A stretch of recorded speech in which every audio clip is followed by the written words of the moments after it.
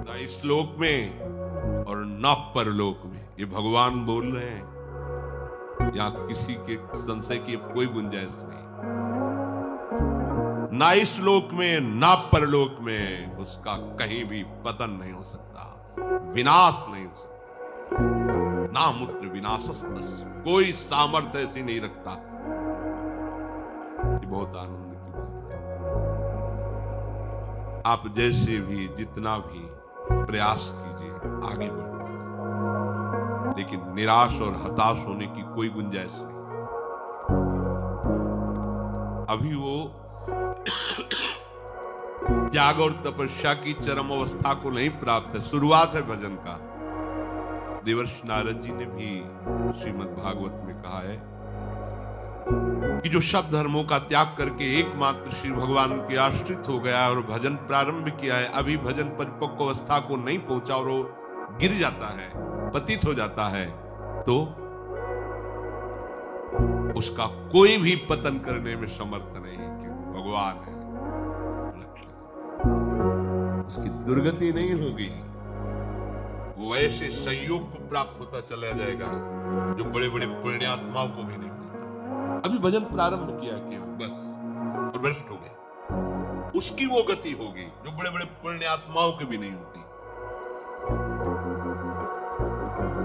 जो भगवत आश्रय लिए हुए हैं, नाम भक्ता पुरुष, नाम से एक बार बोला अपने राधा, एक बार बोला, चाहे जिस बात से बोला, तो जब आप मरोगे तो वही यमराज स्वरूप है, वही धर्मराज स्वरूप है। धर्मराज बड़ा शांत गंभीर स्वरूप, महान वैष्णव।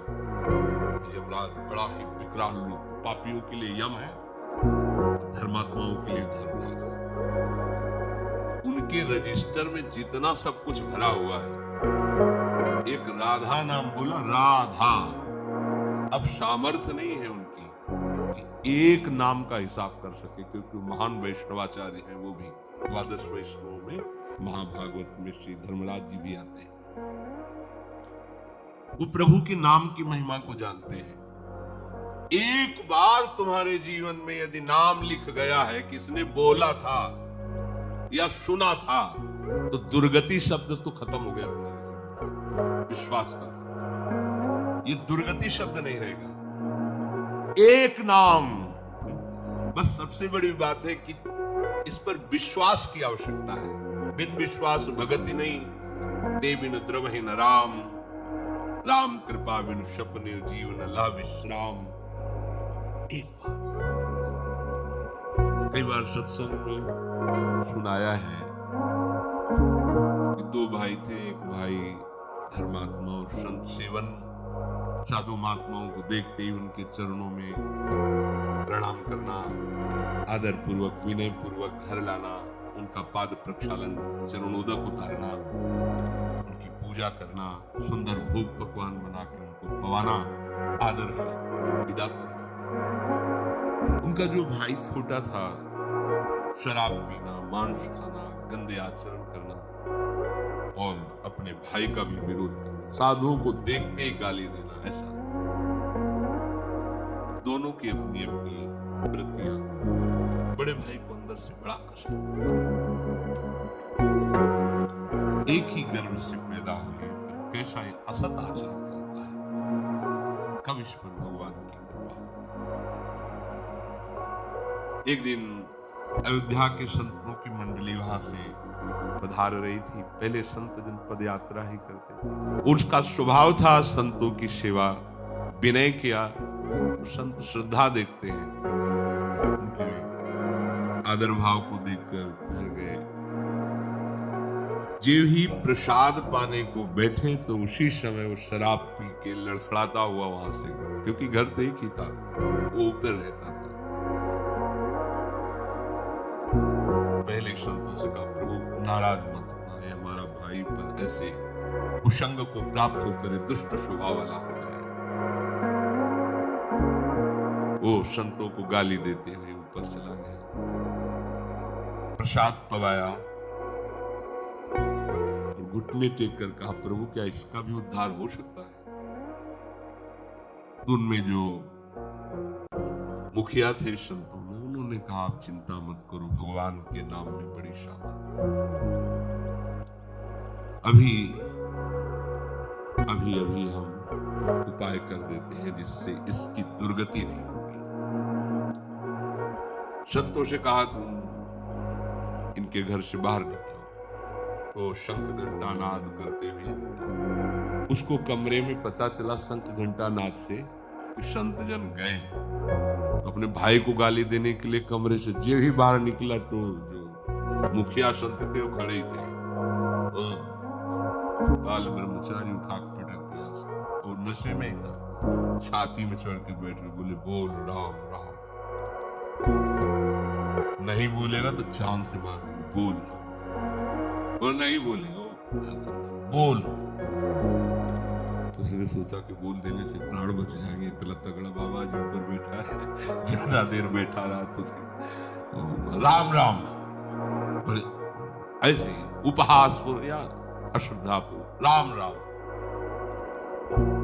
बेटा इसकी कीमत कभी मत ले। बोले चल कीमत चलो।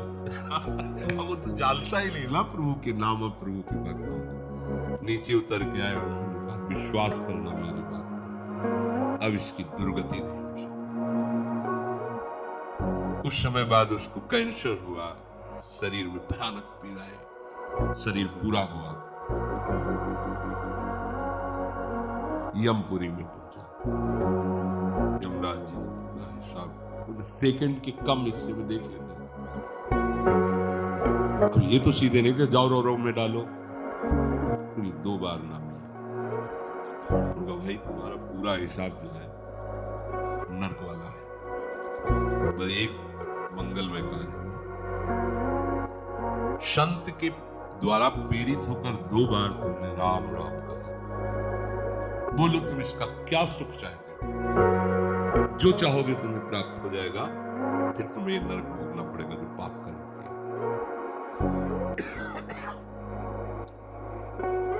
संत की वाणी अमोघ होती है। उस समय भी उसकी स्मृति में आया कि बेटा इसकी कभी कीमत मत लेना। बच गए, नहीं तो पहले हिसाब अगर मिलता तो समझ ही नहीं पाते। पहले तो हिसाब ना, तो मुझे पता तो होना चाहिए कि इसके बदले में क्या दे सकते हैं आप। नाम के बदले में आप हमें क्या दे सकते हैं भाई? कीमत तो हमें पता हो तब हम हाँ बोले। हमें पता ही नहीं इसकी कीमत क्या है, इसका सुख क्या है, पर इसकी कीमत तो नहीं बता सकते। त्रिभुवनपति देवराज इंद्र है। ध्यान किया देवराज इंद्र तत्काल कैसे धर्मराज जी, समस्या है, ये पापी है, पूरे जीवन अत्याचार दुराचार करता रहा, संत से प्रेरित होकर 2 बार राम राम बोला। अब ये कह रहा है कि इसकी कीमत क्या है, क्योंकि इसका फल देना पड़ेगा। प्रभु के नाम का फल है, तो हमारी सामर्थ्य नहीं कि हम इसका। सृष्टि विधाता भगवान ब्रह्मा जी, तो उनको तो बुला नहीं सकते क्योंकि परमेष्ठी पद में इनको जाना पड़ेगा, वो बड़े पद के। धर्मराज जी, देवराज जी ब्रह्मलोक पहुंचे। बीच की बात की जब कहा उनसे कि जीवात्मा से चलो साथ, कहा बोले हम लोग तो निर्णय नहीं कर पा रहे, ब्रह्मा जी करेंगे। बोले ऐसे थोड़ी जाएंगे, वो चतुर। बोला पालकी लाओ, उस पर बैठ के जाएंगे। उसकी पालकी में एक तरफ देवराज इंद्र और एक तरफ धर्मराज। बोले जितने तुम्हारे भयावने दूत है ना, ये हमारे सामने भी नहीं आने चाहिए। शासन कर रहा है 2 बार ना सब। ब्रह्मा जी ने कहा कौन सी लीला हो रही भाई, कौन सा महाभागवत आ रहा है इतने सम्मान से।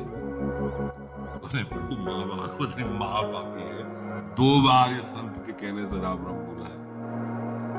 आप पितामह हैं, संपूर्ण सृष्टि के विधाता हैं, क्या फल इसको दिया जाए, क्योंकि सारे फलों का लेखा जोखा आपके हाथ में प्रभु। इसको 2 बार राम राम कहने का क्या फल?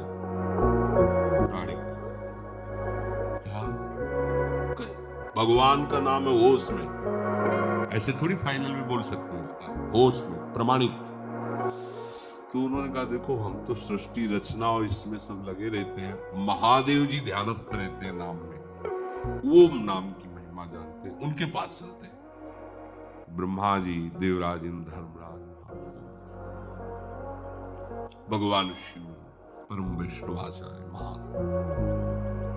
आइए आइए, कैसे आत्मा कैलाश में समस्या है। बोले पहली बात तो एक ही शब्द में हम कहते हैं कि नाम की महिमा तो पूर्ण रूप से हम भी नहीं जानते, कुछ महत्व देखा है। जैसे रा कह के हलाहल विष और माँ कह के, या गले में कोई चीज रोकी तो नहीं जाती। गला एक ऐसी जगह है, जरा सा भी कुछ चला जाए खो खो खो खो से, जब तक वो निकल नहीं जाएगी तब तक वो देखो ना, किसी पूरा विष जो समुद्र मंथन से निकला, रा और माँ आज भी गले में विराजमान है। और नीलकंठ से भगवान का नाम संबोधन किया जाता है। उसी के कारण बड़ी महिमा नाम की वर्णन की। पर बोले पूर्ण रूप से क्या नाम का फल है? असमर्थ है महादेव जी।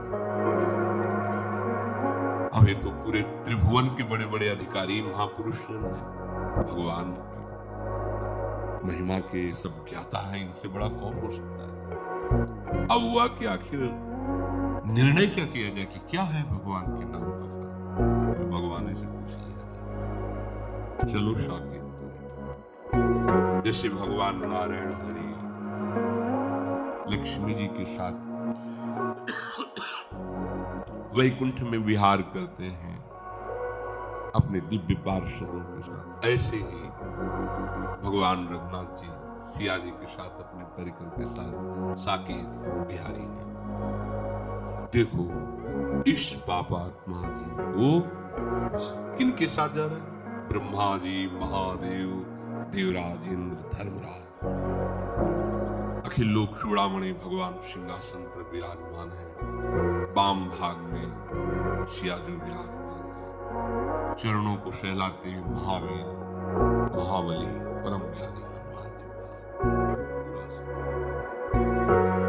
प्रभु मुस्कुराए, कैसे कैसे सब भगवत स्वरूपों का कैसे आगमन हुआ। बोले प्रभु बड़ी समस्या है, इसको आप ही समाधान कर सकते हो। ये जीवन भर आपकी आज्ञा का उल्लंघन करने वाला जीव है, शास्त्र विरुद्ध आचरण, पापात्मा, संत से प्रेरित होकर 2 बार आपका नाम लिया है। इसका क्या फल हो सकता है? क्योंकि हम सब असमर्थ हैं इसके फल का ठीक निर्णय कर सके। भगवान ने कहा उठा के हमारे पास लाओ, गोद में बैठा, दुलार करते हुए कहा कि कोई कितना भी बड़ा तपस्वी या साधन संपन्न हो, ऐसी स्थिति को नहीं प्राप्त होता, वो अपनी गति को प्राप्त होता है। पर इसने संत के द्वारा 2 बार नाम, तो नाम का क्या फल है ये तो पूर्ण रूप से हम भी नहीं कह सकते। और उसका महत्व क्या है तुम देख लो कि हमारा साधन भजन करके पदों पर पहुंचा जा सकता है, लेकिन हमारी गोद में केवल नाम का प्रभाव आप महापुरुषों के साथ यहां तक आए, अभी हमारे ही धाम में रहेगा। इसके बाद नाम की क्या कीमत है, क्या महिमा है, ये तो हम भी नहीं कह सकते। कहां कहां लगी नाम बढ़ाई और राम न सके ये पक्का है। आपने जो भगवान नाम लेना शुरू किया, तो नाश शब्द तो आपके जीवन से गया। जो नाना प्रकार की दुर्गतियां हैं, विश्वास करो नहीं, दुर्गति नहीं हो सकती। भगवान कह रहे नैवेह नामुत्र विनाशस्तस्य विद्यते, नहीं उसका विनाश नहीं हो सकता। फिर होगा क्या? दुर्गति तो नहीं होगी। भगवान कहते हैं कि उसने निश्चय किया है ना, मैं भगवत मार्ग में चलूंगा, बस इस निश्चय के कारण उसका कभी भी नाश नहीं हो सकता, दुर्गति नहीं हो सकती।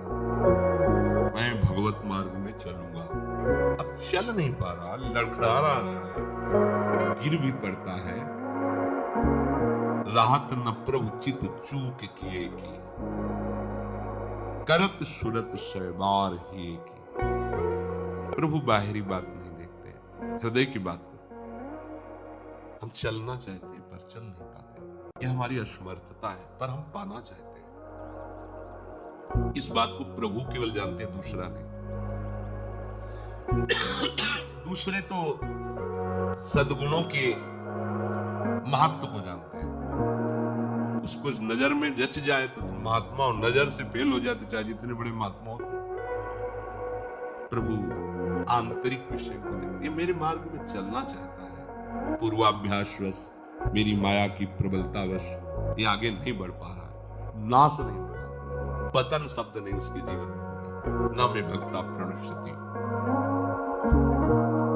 जैसे महाराज भगवान ऋषभदेव जी के पुत्र भरत जी प्रभु की प्राप्ति के लिए भारतवर्ष का राज्य का त्याग, रानी, महल, संपत्ति, सेवक, सब सुखों का त्याग किया।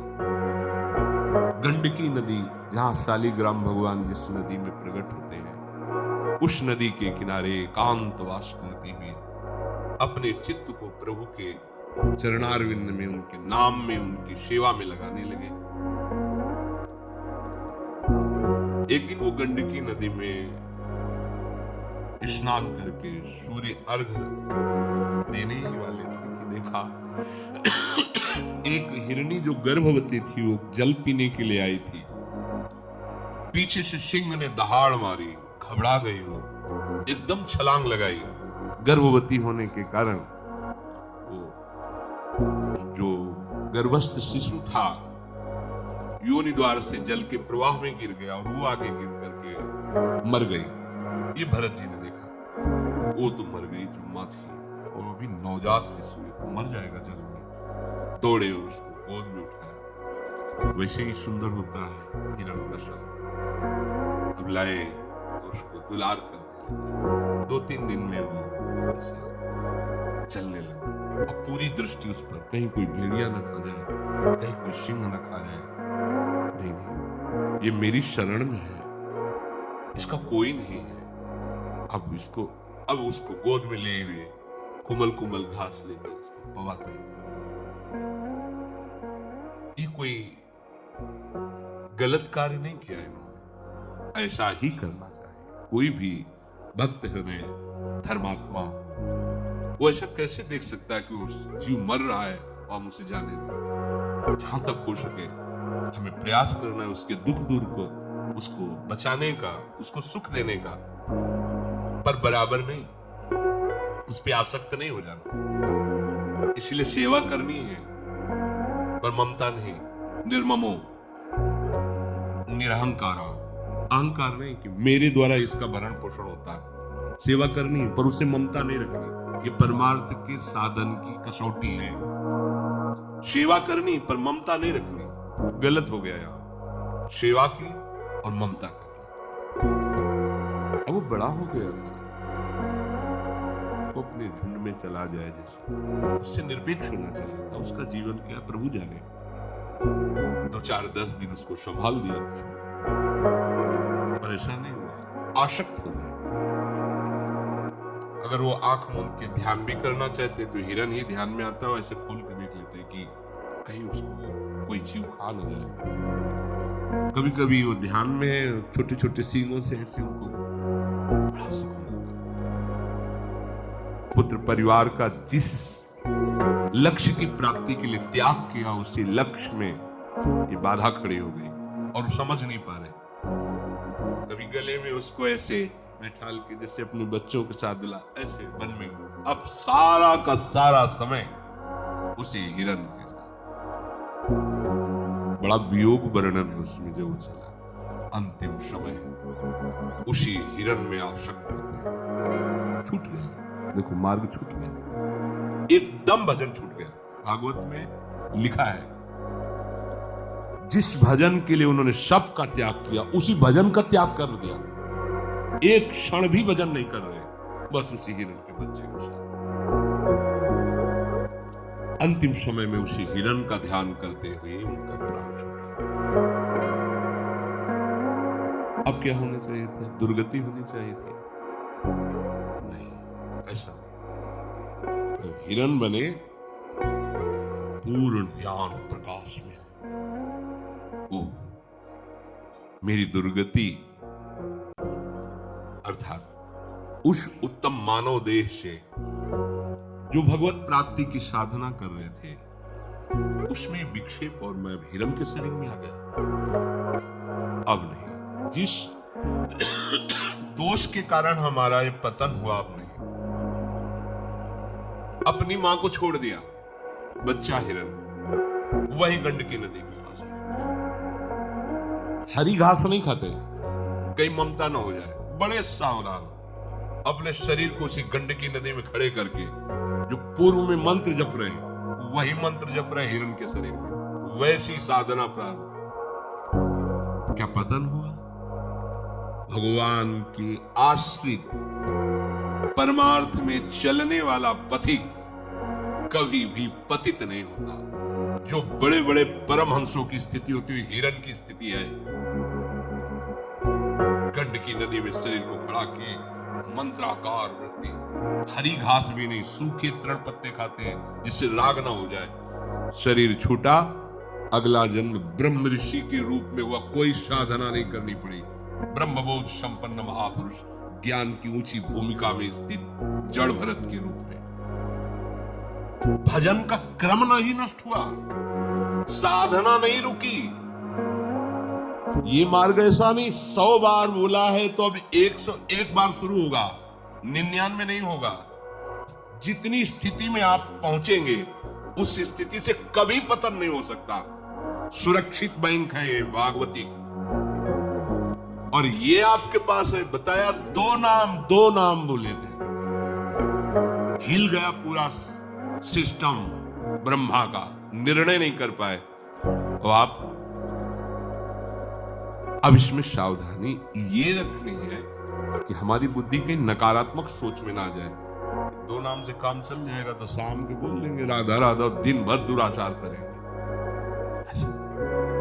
जिस नाम की इतनी महिमा है, हम उस नाम को कभी छोड़ेंगे ही नहीं। हम ऐसे मार्ग का क्यों चयन करेंगे जिसमें हमें आनंद की अनुभूति ना हो?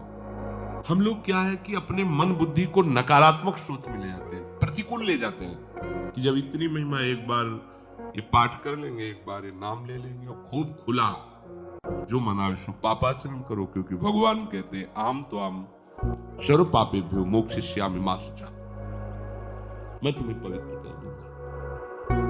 फिर ऐसे करने में बात तो बनेगी ही, प्रभु तो बनाएंगे ही, पर दंड मिलेगा आपको। इस उद्दंडता का आपको दंड मिलेगा।